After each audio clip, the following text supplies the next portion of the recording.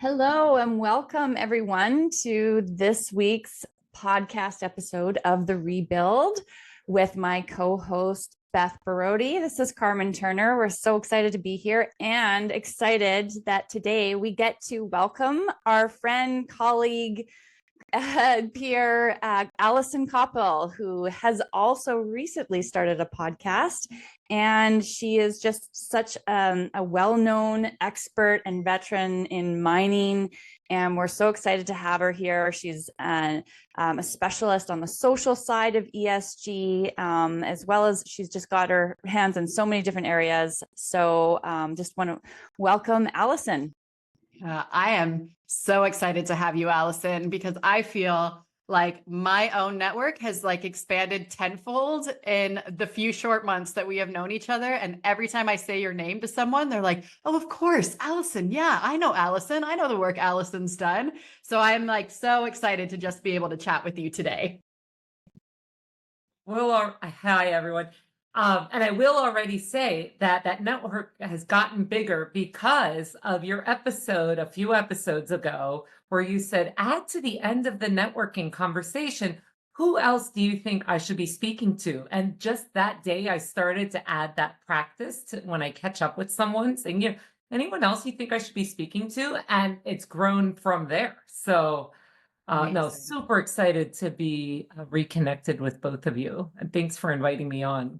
Awesome. And I'm pretty sure, just to close the whole loop, Carmen actually introduced the both of us. So I think you two were together somewhere or had a conversation. And then Carmen wrote me and was like, oh my gosh, you have to meet Allison. And then we have had numerous conversations since and passing contacts back and forth. And I think that's just the power of women in this industry and the power when we take the collaborative nature to just connect and just, align with other really like-minded, powerful women. Yeah, absolutely. Well, we go way back. We used to work together in different. I didn't know that. Okay. Yeah, we were both at Tech a long time ago, but working in different. Where were you? Were you in Chile? I was in Chile. I was the first head of social responsibility for Chile. That's right. And if I remember correctly, we collaborated on the sustainability report. I know that at a minimum, we collaborated on TSM together too. We did TSM together. That's right. We brought TSM to the South American operations. So that's exactly it. That's exactly it. And then, just for years later, after I had left Tech, anytime I was through Vancouver, you were always at the top of my list of, let's see if Carmen's available for a coffee, and just always checking in. Oh. Doing and your likewise. Yeah. Well, I remember, and then a few years later, we collaborated on supply chain too. And I love to pick your brain because you all were so advanced at Newmont there, and so it was great. And the first, actually, when we collaborated on TSM, I was pregnant with my first, and he is turning 13 tomorrow. So we have a teenager on our hands now.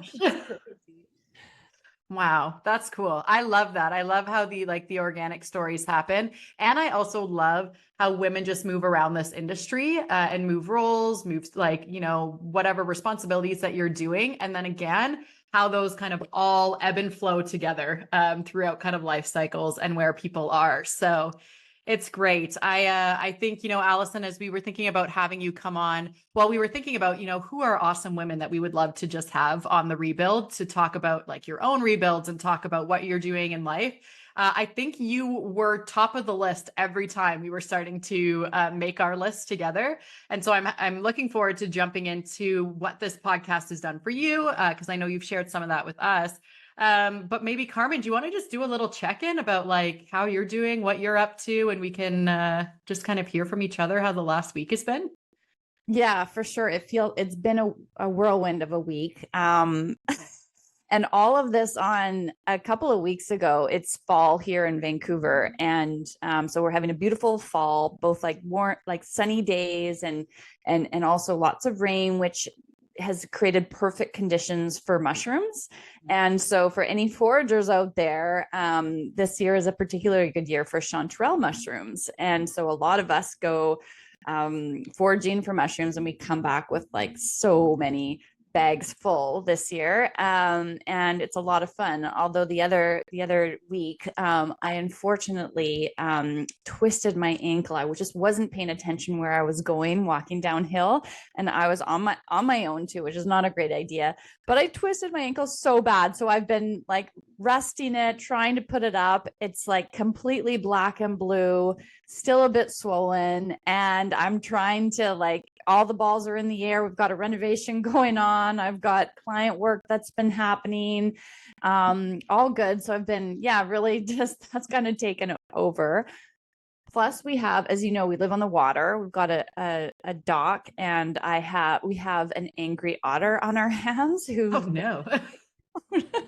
we have a family of otters, and for anyone who knows, they're not sea otters, they're river otters, but they are just a nuisance. They love to poop and make a total mess all over your dock. So that's what we've been trying to figure out, what kind of mechanism we can use. Like, I bought this sound, a thing that's supposed to make sound when they come up and scare them off. So that's kind of been on my mind. And of course, the new CSR or sustainability CSRD regulations, reporting regulations, how that's impacting my clients, how companies are adjusting. I've seen recently all of the sustainability reports that I led at Tech have been taken off the website.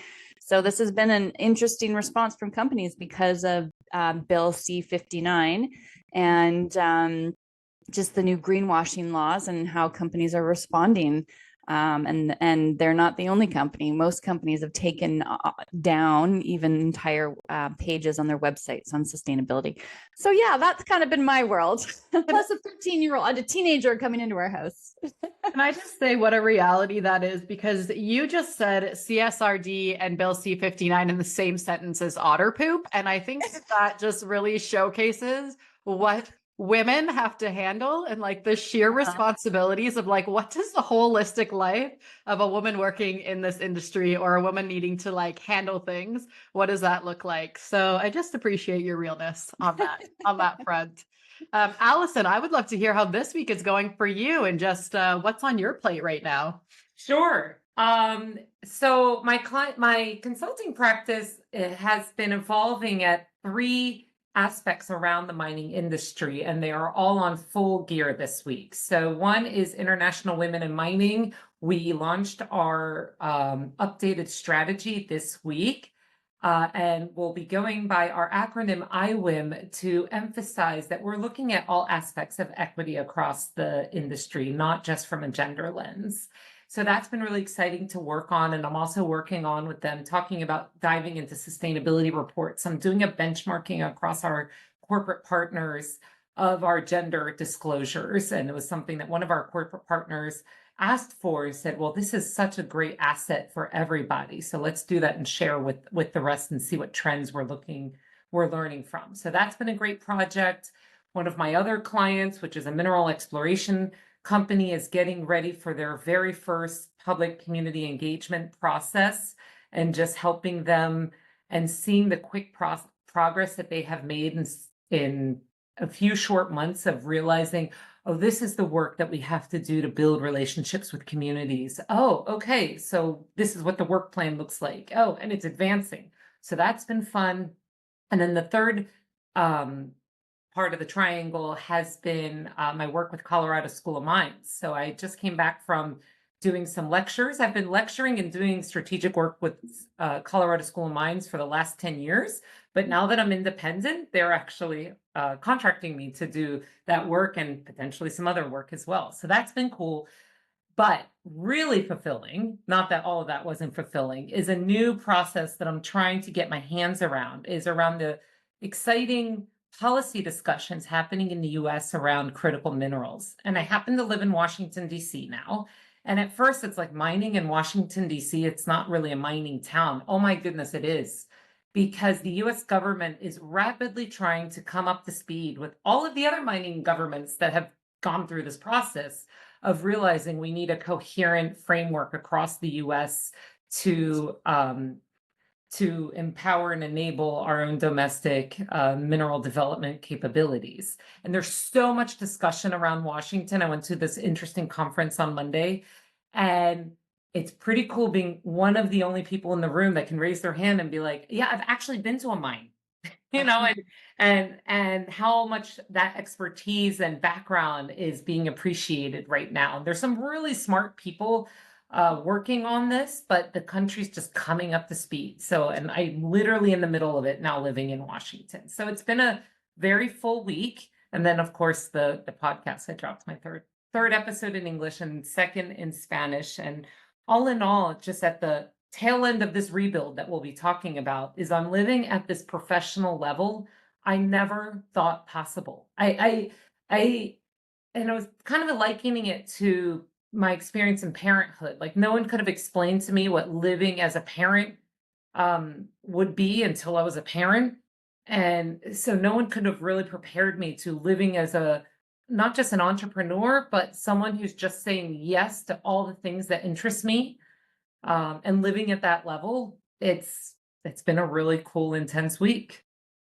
I love that. I love that so much, what you just said. And I definitely want to explore that a bit more. I think your piece on the US building a critical minerals strategy. So my week I spent up in Sudbury at the OECD conference, and there was so much conversation and so much representation from the US State Department around critical minerals. And so many of their people were on stage and talking about the joint collaborations between Canada and the US right now. And I think both governments are rapidly trying to figure out what the implementation of all of these ideas actually looks like. There's a lot of talk around the strategy, a lot of talk about, we know we have these metals and minerals. We know that we could be a leader. We know that we need to do a collaboration between the two countries, but the how of it is where people are getting really stuck. And so it was really interesting to hear the US perspective on that. And again, and then the whole conference itself, the OECD conference, was really focused around Indigenous inclusion and how do you ensure that Indigenous participation is at the forefront for any of these projects. And I just learned so much, as I usually do at these things, about the work being done within nations around GIS mapping, around environmental practices, chatting with some of the First Nations leaders at the conference about the businesses that they've started, just to make sure there's informed decision making as mining continues to happen, but at a much faster pace right now, given the need for all of these minerals to come out of the ground.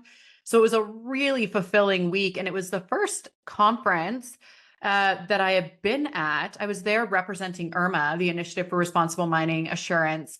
And it was the first conference that I have been at since before having my daughter that was like mining focused. And so I was actually kind of like really nervous to go in, because it felt like I was going back into a scene that I hadn't stepped into since before kind of my rebuild from the last year and a half, 2 years. And to the point that like the day I was flying out, I looked at my husband and I was like, there is nothing in me that wants to go and do this. Like, I'm so nervous to show up at this crowd that now I'm in a very different place than the last time everyone who saw me that I was in. And like, is there going to be judgment? Are there going to be talks? Like, what's going to happen? And I said, I don't want to do this. And I'm just saying I have to. I'm going to go do this hard thing, and I'm going to go and I'm going to be there, and I'm going to force myself to like show up. And it ended up being wonderful. There were like wonderful people that were there. I was saying to Allison as we were kind of coming on to this call that I met one of her IWIM coworkers who was absolutely amazing, Ghanaian, and we connected on Ghana, connected with other women who I hadn't seen in over a year at this point. And it ended up being just such a fantastic week. But that fear that I had from like Beth before versus Beth now was like very, very real. And I'm very proud of myself for pushing myself to just be there and be present and just like own what I was doing now and own where I was now. Because I also agree, what I'm doing now and what I'm holding now is not anything I ever would have imagined 2 years ago. It's not a spot that I would have imagined myself in, but I'm so much happier now and so much like more at peace. And so I just love that you said that and did that. So, well, all three of us, I was just thinking, we used to be working within companies where you have this title and status that kind of can give you your confidence, but now we're on our own, but we're really taking, like, we have tremendous experience and expertise in what we're doing, and other companies, other people need this work. And we just really have to own that, and that we don't need the title to give us our confidence. Mm-hmm. And sometimes it's actually better not having a title. I've said this Yes. 1,000 times, that the influence that I've been able to have with Femina and now with Irma as well far exceeds what I was able to do with one title and one company. And there's so much benefit with having that. And I learned so much, and I continue to say that, but it was a stepping stone. I realize now it wasn't the end goal of where I was going. And so seeing that now has been like really, really phenomenal. But Allison, I would love to hear directly from you. You alluded to it a little bit about your rebuild story and about how you've gotten to this spot now, how you've managed to get here. And just would love to hear from you what the last couple of years have been like for you. Well, I'll speed it up to mostly the last few months. But, I've been in mining, um, uh, with mining companies since 2006. I've been exposed to mining a bit longer than that, but since mining company roles since 2006. And then I left mining last year to 2023 to take a role at an energy company headquartered outside of Washington, D.C. And I felt like I had done what I'd meant to do at my last role, which was at Newmont. It was all good. I was actually in a really good spot. But this new opportunity, and also I'm actually from third generation Washingtonian, and my family's here. My husband actually works for a quasi-government agency. So it was win-win all around. So we moved to DC. And then I put my head down and didn't talk to any of my mining friends for a year. Trying to do this new job, this new role. It was a new department, a new concept within the company, and moving. I forgot how fun moving is, et cetera, et cetera. And then I was notified that my role was being restructured. Obviously, the news came with a lot of emotions, and I let myself feel that for that day. And then the next day, I already had a call set up because I had started after a year, something in my mind just said, you should really start connecting with your mining friends. It's been a year, start setting up some calls, because I'm usually pretty active when I was in mining companies of just trying to always catch up with my network. I'm in Vancouver. I'm going to have coffee with Carmen, obviously, and just doing that. And I hadn't done any of that. And I had a call with a former colleague already set up for the next day. And it was a woman who had been recently restructured. And we'd worked closely over the last 9 years, or the previous 9 years, and but we never really knew each other too personally. But long story short, a half-hour call turned into an hour and a half. I just saw this warmth to her and connection that we had. She was full of advice and encouragement, and it was exactly what I just needed at that moment. And hanging up the call, or clicking off the call, I then opened up a Google Sheet, because I'd lost all my Microsoft access. So I opened up a Google Sheet and started writing down everyone who I also wanted to reconnect with. That was such a powerful reconnection. Who else do I want to reconnect with? And I started making a stakeholder list. Like I would tell my teams, just start writing down people's names. So I started writing down people's names, sending emails just saying, hey, I just would like to reconnect. Exchanging what you've been on, just like what you were just doing right now. And without direction, which is weird because in corporate, you can have all sorts of emotions, but you do have direction of what you're doing. And for the first time, I did not have direction. And that was just a feeling I had not yet owned, but I was talking to people. But I also decided we had, moved the year before. Washington, D.C., it's beautiful. There's so much to do, so many parks, so many museums, so many activities. I had done none of them over the last year since I was probably 12 in middle school field trips. And long story short, I started to every day saying, I'm going to discover a new place or revisit a place. And I discovered my new favorite place. If you're in D.C., Theodore Roosevelt Island. It's an island in the middle of the Potomac River, and you stand in the middle of it and you think you're in a jungle, and then you see this huge statue of Teddy Roosevelt. I don't know, it's a very cool, serene place in the middle of chaos. And so I made the point of, self-care that I hadn't done in a very long time, discovering nature, discovering where I was, and talking to people. And so what emerged, I decided I'm going to trust the process. I'm going to do actually the training that I always tell my community teams, just trust the process. The process will get you to the outcome. Don't jump to the outcome. Enjoy this reconnection.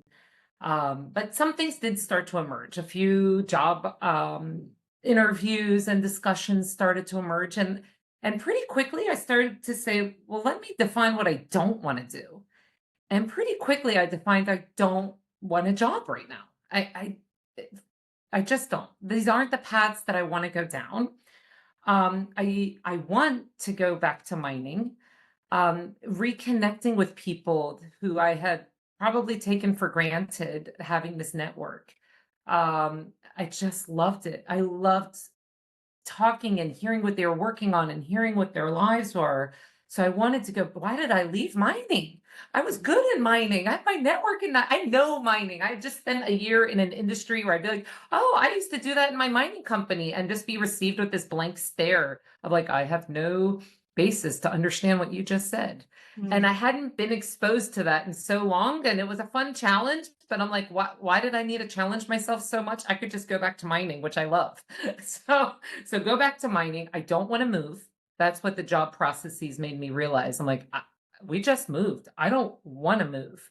Want to stay in DC. And then I restarted reconnecting, and, Carmen included, with the number of independent consultants or boutique consultants, boutique firms that I'd made relationships with over the years, a number of whom had left for whatever reason their corporate jobs and started on their own path.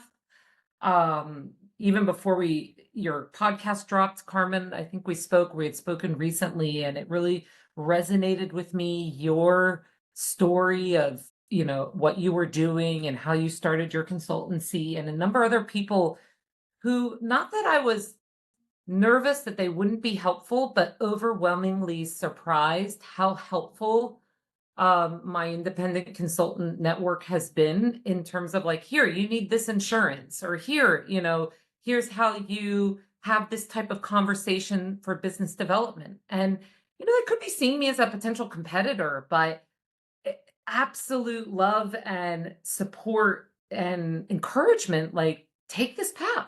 Why wouldn't you take this path? It seems like you want to take this path. Just take this path. So took the path, started the consultancy.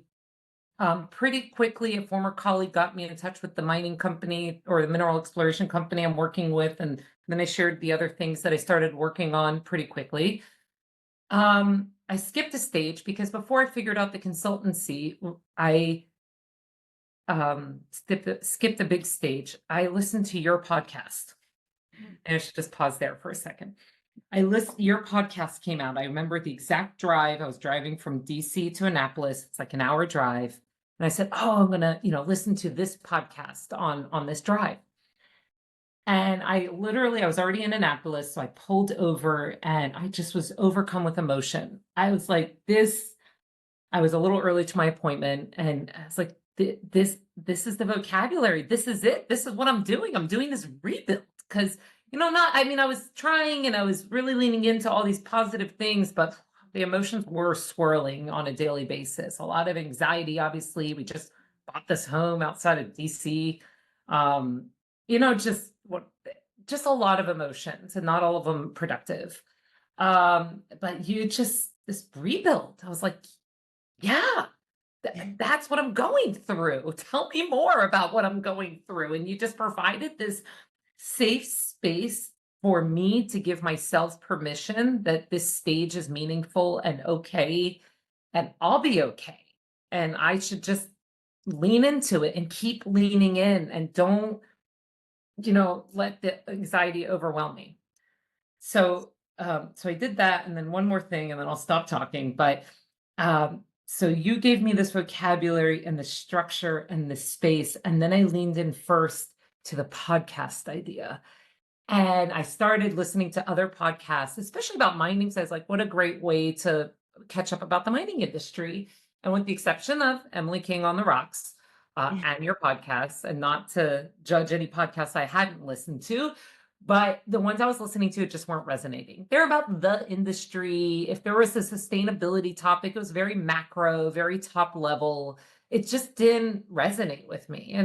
And I said, well, I'm having all these very cool conversations with the people who I've been with in the mining industry. And not only is it the niche world of the mining industry, it's the niche world of the people who've been on the ground with communities and driving sustainability challenges and being often the only woman in the room, or being the only thinker of this sort in the room. And honestly, I've laughed a lot in my career. And I had all these wonderful, I was having all these wonderful conversations where we were laughing about, the things that we've gone through and just the fun times that we have had. And sometimes those fun times are really challenging, but I choose to laugh because the alternative is not fun. But anyways, so really fun and authentic conversations. And I just started sketching out this idea. I'm like, this is what I would like to listen to. What would this look like? And then, back to our earlier conversation, I don't know if it was before we hit record, but you put an idea out to the world and the world conspires to do your idea.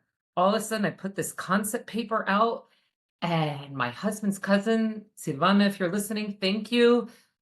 You're a graphic designer and you're brilliant. You're like, yeah, I could do this square and this concept. I see it. And she did, and then my mining friends just said, yes, I'll be your guest. Like the first episode with Beatrice, she said something like, oh, I couldn't say no. And it was that quick. She just said yes before I even really flushed out even the concept paper with her. And I was just, you put an idea out in the world and you believe in it yourself and you put all your heart into it, it happens. So this podcast happened. The business started happening. I was still listening. Like I said earlier, listening to your podcast is like this accompany structure and coach in a way of like, oh yeah, I should do that networking tip. That's really good, Beth. Thank you. So I'll do that. And other pieces that you had. And here I am. So just putting these thoughts together. Thank you for inviting me today because I hadn't given myself the permission to reflect on these last few months. And celebrate. Like, have you celebrated? Like, it's just so it just needs to be said. You need to celebrate how far you've come. And also, isn't it interesting how when you just lean into that thing that kind of brings excitement in your eyes and that gets you going, how people will just say yes.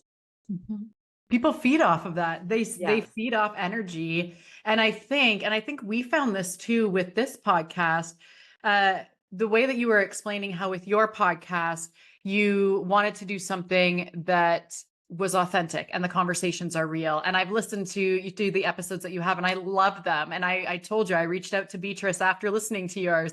So Beatrice, you're like everywhere right now if you're listening to this and connected and these sorts of things because it is real. And I think when Carmen and I were thinking about this podcast in itself, it was very similar in the way that we have to normalize women going through rebuilds. We have to normalize that it is not just a one path fits all and that we are all supposed to be on the same trajectory doing the same thing. But there is a moment, and there are many moments that we face in life where things just start being different, whether we expected them to or not. And we get to figure out how we show up to that different and what we make out of that different. And that rebuilds can have such a profound positive impact on our lives, mentally, physically, emotionally, everything. I mean, the amount of times that I've also heard women share what you just shared about how, wait, I'm living in this place and I've never actually explored it because all I was doing was working. My job was my main thing. And when you have all of a sudden this time and space to go outside, to go for walks, some people like to train for marathons. Some people like Carmen just did a run in the Yukon a few weeks ago, doing those types of things and being present in the environment around you. And then how powerful that is for getting you to be even better at the next thing and even more confident in the next thing and just leaning into that. And I think there were just so many things that you just said that I was like scribbling down on my paper that I just loved. And I think the one that I think Carmen really, she always reminds me of this is don't jump to the outcome. Enjoy the process, enjoy what's going on. And I've said it 1,000 times and will continue to say it. I'm an outcome jumper. I love a great outcome. I love when the outcome's really good and when I've really achieved something big. But there is something to be said in these rebuild times that really lean into the process and why that process is like so important. Oh yeah. I think also we've all been trained that it needs to be hard, especially like, you know, being in our corporate jobs and being like these type A personalities, like it needs to be hard, I have to work harder, I have to work harder. But it's really interesting when we start to listen to like, oh, what would feel good? Like I loved how you said you just started to do things and go see places that you hadn't been to in a long time and reconnect with that. Yeah. Yeah. I mean, ironically, I'm actually working more hours than, and I've always worked hard in corporate, you know, but if I am awake and I am not doing childcare or interaction with my family, I am working, in something. But it's so different. I love right now waking up early on a Saturday morning and the silence and just getting done my client work for the week. And just having that satisfaction. Okay, well, that's done. Now I can focus on something else, and I completely own that. I kind of termed this because I feel the same way with working with Irma and with Femina. They're two full-time jobs. It's just, it is what it is. I now have two full-time jobs that I do and the podcast, which I love, but it's all intentionally, like it's intentional busyness that I have for myself. And it's all the business that I choose to have. So I choose when a week is really busy. I choose when a week is not so busy. I choose when I want to go into downtown Toronto and pack my days full with meetings. And it is all based around what fits for my life. It is that whole idea of my career is now fitting around my life. My life is no longer fitting around my career. And I think that that's what makes the difference, because I would agree with you. I am way busier now than I have ever been, but it doesn't feel stressful. It doesn't feel anxiety inducing. I'm not sick all the time. It doesn't feel the same, but I'm doing way more, which is weird, but somehow works out because it is my choice to do it. Yeah, can I tell you my favorite part? Is I talk to all day just the people I want to. Yes, yes, and it All makes a day. world of difference. Yes, yeah. Oh my goodness. It really is. I mean, it was just a fact of life that there were some toxic people in my corporate lives. And there were some people I just didn't enjoy talking to. You were very minority. You know, probably know who you are listening if you are listening. Or They're probably not my listening. friends That's around knew probably who they true. were. But yeah, but now every single day is spent with people who I intentionally chose to have their energy in my life, their presence in my life, their thoughts and views in my life. And that is a game changer. Yeah, I think that's like, it paints such a good picture. We do work a lot. I mean, there's no doubt about it. But as you say, it doesn't feel like the work. And here, this is what the difference is, I think. When you're in a place where it's just no longer aligned, or you've kind of lost your sense of purpose or your self-confidence, you're coming from a place of not good enough, like probably more scarcity. So that is what actually leads to the burnout, is coming from that energy, rather than, like, I don't think hard work leads to burnout. Like it's like from the energy and the place of where you're coming from. So if you can shift into that sort of abundance, like I have everything that I need, I'm building on, you know, my purpose, and I'm building on the work that I love, then it just changes everything. I think the first thing I wrote down when you were sharing, which I think really just explains what you just said too, Allison, was your stakeholder list. I wrote down a personal stakeholder list. How smart. And again, I think all three of us at some point in our careers have built out stakeholder maps for our own teams or for others. And what a smart idea that you have this curated list of these are my people. This is my stakeholder group. And this is what I want to do. And Carmen, I just want to echo for the people in the back what you just said, that hard work does not cause burnout. It is the energy and the area that you are coming from that causes that. And I think being able to have that list and that group around you is just so important and just makes the world of difference for how we are showing up. Because it's also people who understand that as women, we are multifaceted and have multiple responsibilities, and make room for those different responsibilities on that front. And I've shared this again, and it's one of the things I love about Irma and working for a female executive director, and I have a female boss there, that they are so considerate about family expectations and family obligations. And they are so flexible when it comes to people, men and women on the team, just knowing that we have full lives outside of what our jobs are.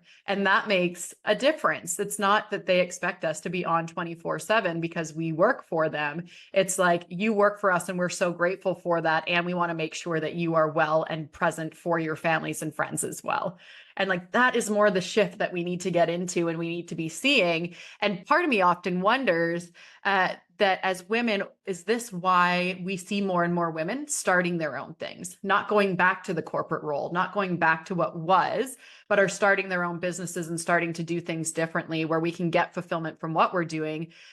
But we also, I think a big piece of why we all love it so much is we have control over our schedule and we have control over our time and space. And because we're not finding that in these more traditional roles, we kind of tend to now be going into the entrepreneurship side. I will say though, I mean, in all honesty, and this was one of the best things I learned in business school. I took this class called Work and Family. And it was these VPs and CEOs that were like maybe in the strategy course next door. And then they popped over to the work and family course and would literally talk about how they organize their lives and their family, et cetera. And I took out a few key learnings. And pretty early on, I was empowered. And one of the learnings was you are in control of your schedule, period. And so luckily I did adapt that practice very early on in my corporate career, is that my family does come first. And I am in control of that of my time. It also helps to have a career where you own your time. I mean, there's certain roles where you just don't own your time as much. And so I will say that a lot of that comes from within. And so I'm obviously carrying on that practice with myself of blocking out days and just taking that time and just telling people I'm not available that day. And so, for example, Monday, my kids are off from school, just not going to work that day. And that's how it's going to be. So I will say that. And then also, so I'm a closeted outcome jumper. I obviously can hear my voice. I'm convincing myself sometimes to focus on the process and appreciate it, which I do. But of course, I think about, next steps.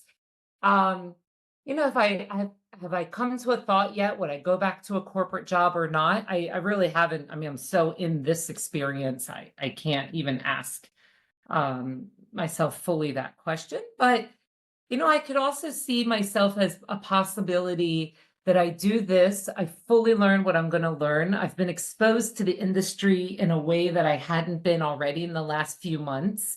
I've been exposed to facets of myself and believing in myself and having a vision and executing it. So I also do have a fantasy or a thought that, maybe this is part of my process for me then to go back to corporate, but with all these learnings about myself and the industry and the world and companies from a different perspective, to be able then to operate at a fundamentally different level and a fundamentally different way. So I'm open to that possibility too, but absolutely driven on this is what I'm doing now, and I'm focused on this now. I love that. One of my dreams is through Femina that somehow we establish Femina Mining, that Femina becomes an owner operator on the mining side, and we all go back and like corporate and mining specific. And it's exactly that. We take everything that is changing right now, all the change that we are creating, all the learnings that we have, and we put it into something and show the industry can operate differently. And it's not just for women, for everybody. This is the entire thing. I recently just shared an article on LinkedIn around how feminism needs to be baked into the mind of the future.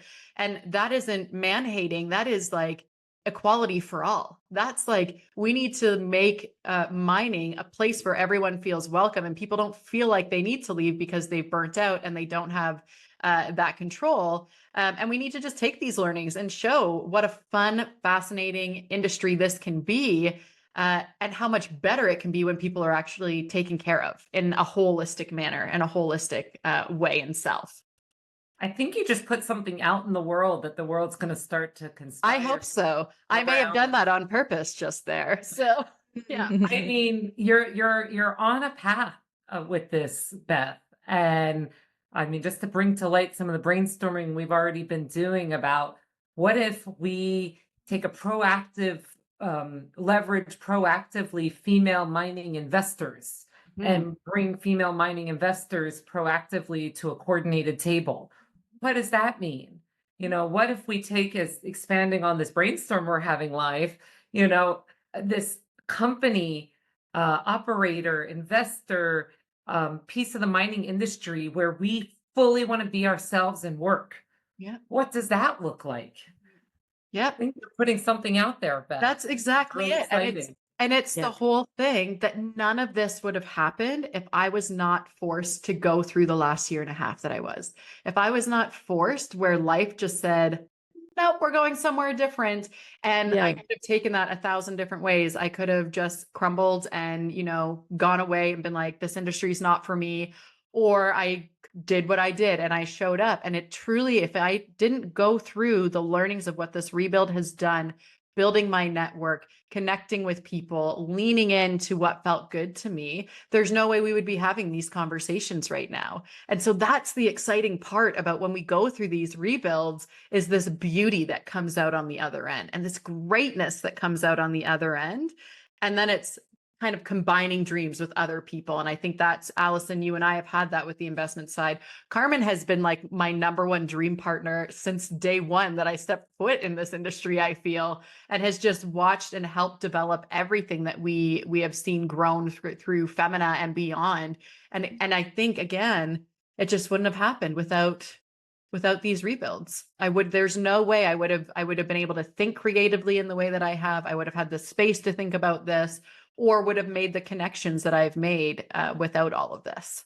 Well, I'm always blown away, Beth, at how you can see a vision of, you know, a new concept. Like, you know, the first of all, it was the membership, you know, like how you have the ability to see that, like something that is way beyond, that doesn't exist now, and create something. And then the membership and becoming like the owner operators of a mine like that, or even just like the female, the women-led investment opportunity too. Is this just incredible to me how you have this capacity to do that? And so it's been so fun to watch. It's inspiring. Well, and then again, it comes from connection, because it's, again, Allison and I were chatting because Allison connected me to some phenomenal women on this side who we've had conversations with. And it just, again, is that I'm honestly going to take this personal stakeholder idea and actually build it out. I think this is so brilliant, because that's truly what this is like mapping the right people. And when you get phenomenal women working together, like, we're unstoppable. And I heard this recently when someone said, it was a woman, and she said, I kept being told this work is going to be really hard. It's going to be really hard. And she stopped and she said, as if women don't like doing hard work. Like, I'm glad it's going to be hard. I want to do hard work. I want to show up every day and be challenged in what I'm doing. I don't want an easy job. So bring it on, and bring on the hard work for this. Like, we're ready for it. And I think that is like, when you have multiple women and we have this movement of what's happening, it just like, it's unstoppable. It's an unstoppable energy that people just want to be a part of. Yeah. And a couple of things. One is to build, since you liked my stakeholder list idea, just to build out on what the whole tool was.